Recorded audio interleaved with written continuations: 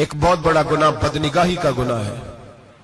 آپ کو پتہ ہے ہمارے ملک کے اندر بدکاری، زنا اور بے حیائی کی شرح کتنی بڑھتی جا رہی ہے، کس قدر بڑھتی جا رہی ہے۔ وہ لوگ جو نکاح کر لیتے ہیں وہ بھی اپنی نگاہوں کو، میں اکثر کہتا ہوں، حضور نے فرمایا نکاح آدھا ایمان ہے، جس نے نکاح کر لیا اس کا ایمان مکمل ہو گیا۔ تو جو نکاح کے بعد بھی باز نہ آیا، میں اس کو بے ایمان نہیں کہتا، لیکن نبی پاک نے فرمایا جو نکاح کر لے اس کا ایمان، بولیے ایمان محفوظ ہو گیا، اس کا ایمان، سارے بولیے ایمان، اور جو پھر بھی باز نہ آئے، حضور کہہ رہے ایمان مکمل ہو گیا، اور جو نہ باز آیا کیا فتویٰ دیا جائے حدیث کی روشنی میں؟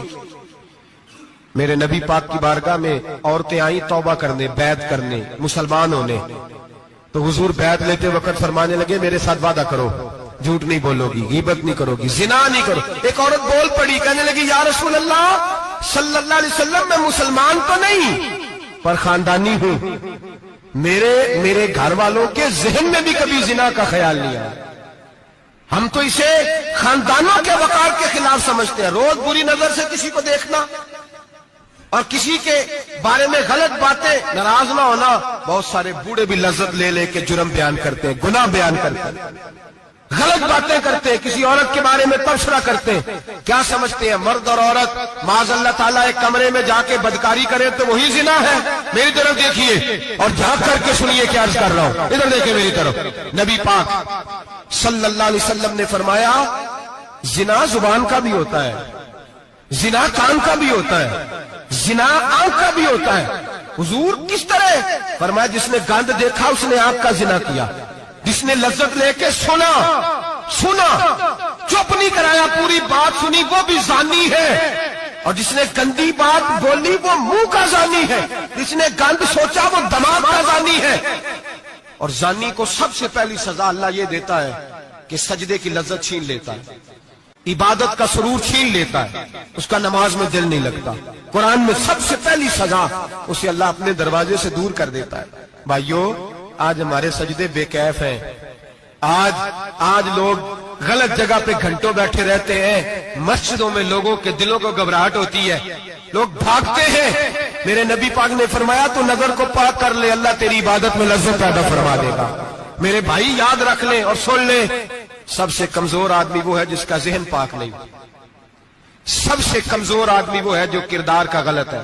ایک بات میں نے پڑھی، آپ یقین کریں میرا دل کرے کہ میں آگ لگا دوں اس عنوان کو جس پہ گندگی لکھی جاتی ہے، ان اخباروں کو، ان چیزوں کو جس پہ گند لوگوں کے دلوں میں۔ وہ انڈیا کی ایک وزیر اعظم عورت گزری تو کسی نے اس سے کہا کہ پاکستان نے تو تمہیں شکست دی ہے، تم جیت نہیں سکے بڑا ملک ہو کے۔ کہنے لگی کوئی بات نہیں، تھوڑا وقت ٹھہر جاؤ، ہم ان پر تہذیبی جلگار کریں گے، ان کے گھروں میں ننگا ناچ کریں گے، یہ گندی تصویریں دیکھیں گے، یہ گند میں الجھ جائیں گے۔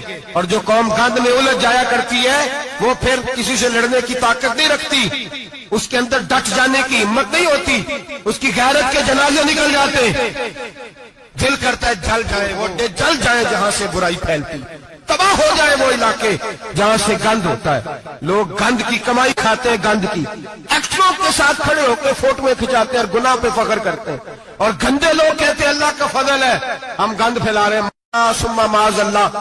لوگ گناہ پہ فخر کرتے ہیں چوکوں چوراہوں میں۔ محمد بن قاسم آئے ہندوستان پہ راجہ دہر کے مقابلے میں، نوجوان میری طرف دیکھیں اور صحیح ہو کے بیٹھے، خاصے صحیح ہو کے بیٹھے، تقریر نہیں کر رہا، جذبات کا، میرے جذبات سنیں، دل کے پھپولے جل رہے ہیں سینے کے داغ سے، اللہ کی قسم روح کی گہرائی سے بات کر رہا ہوں، وہ بات کر رہا ہوں جو سینہ کہہ رہا ہے کہ پھٹ جائے اور کہنا نہ پڑے۔ قرآن و حدیث پڑھتے ہیں اور پھر اپنا حال دیکھتے ہیں تو لگتا یہ ہے کہ عذاب قریب آ گیا ہے، لگتا ہے زمین پھٹنے والی ہے، آسمان گرنے والا، لگتا ہے قریب آ گیا ہے سارا کچھ۔ سمجھے کہ عرض کر یہ بات اگر آپ سمجھ گئے تو قیمت وصول ہو گئی، اس کو سمجھ گئے تو سمجھ لیں آپ کے مزاج کے اندر اللہ نے تبدیلی پیدا کر دی۔ محمد بن قاسم 18 سال کا جوان، ایک عورت کی عزت پر راجہ دہر ہندو نے حملہ کیا، محمد بن قاسم بچانے آئے۔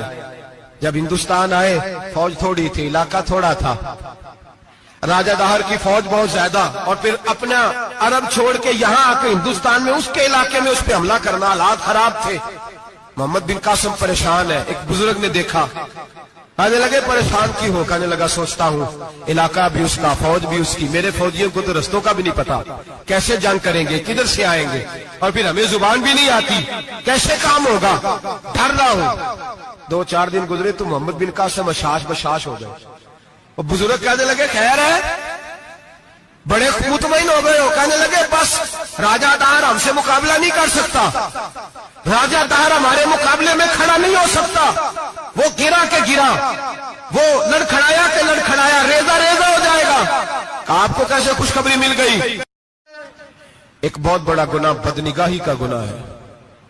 آپ کو پتہ ہے ہمارے ملک کے اندر بدکاری، زنا اور بے حیائی کی شرح کتنی بڑھتی جا رہی ہے، کس قدر بڑھتی جا رہی ہے۔ وہ لوگ جو نکاح کر لیتے ہیں وہ بھی اپنی نگاہوں کو، میں اکثر کہتا ہوں، حضور نے فرمایا نکاح آدھا ایمان ہے، جس نے نکاح کر لیا اس کا ایمان مکمل ہو گیا، تو جو نکاح کے بعد بھی باز نہ آیا میں اس کو بے ایمان نہیں کہتا، لیکن نبی پاک نے فرمایا جو نکاح کر لے اس کا ایمان ہے، بولیے ایمان محفوظ ہو گیا، اس کا ایمان، سارے بولیے ایمان، اور جو پھر بھی باز نہ آئے، حضور کہہ رہے ایمان مکمل ہو گیا، اور جو نہ باز آیا کیا فتویٰ دیا جائے حدیث کی روشنی میں؟ میرے نبی پاک کی بارگاہ میں عورتیں آئیں توبہ کرنے، بیعت کرنے، مسلمان ہونے، تو حضور بیعت لیتے وقت فرمانے لگے میرے ساتھ وعدہ کرو، جھوٹ نہیں بولو گی، غیبت نہیں کرو گی، زنا نہیں کرو۔ ایک عورت بول پڑی، کہنے لگی یا رسول اللہ صلی اللہ علیہ وسلم میں مسلمان تو نہیں پر خاندانی ہوں، میرے گھر والوں کے ذہن میں بھی کبھی زنا کا خیال نہیں آیا، ہم تو اسے خاندانوں کے وقار کے خلاف سمجھتے ہیں۔ روز بری نظر سے کسی کو دیکھنا اور کسی کے بارے میں غلط باتیں، ناراض نہ ہونا، بہت سارے بوڑھے بھی لذت لے لے کے جرم بیان کرتے ہیں، گناہ بیان کرتے ہیں، غلط باتیں کرتے ہیں، کسی عورت کے بارے میں تبصرہ کرتے ہیں، کیا سمجھتے ہیں مرد اور عورت معاذ اللہ تعالیٰ ایک کمرے میں جا کے بدکاری کرے تو وہی زنا ہے؟ میری طرف دیکھیے اور جھانک کر کے سنیے کیا عرض کر رہا ہوں، ادھر دیکھیں میری طرف۔ نبی پاک صلی اللہ علیہ وسلم نے فرمایا زنا زبان کا بھی ہوتا ہے، زنا کان کا بھی ہوتا ہے، زنا آنکھ کا بھی ہوتا ہے۔ حضور کس طرح؟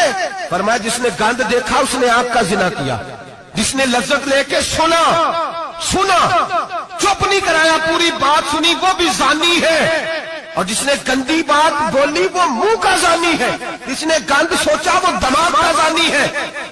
اور زانی کو سب سے پہلی سزا اللہ یہ دیتا ہے کہ سجدے کی لذت چھین لیتا ہے، عبادت کا سرور چھین لیتا ہے، اس کا نماز میں دل نہیں لگتا۔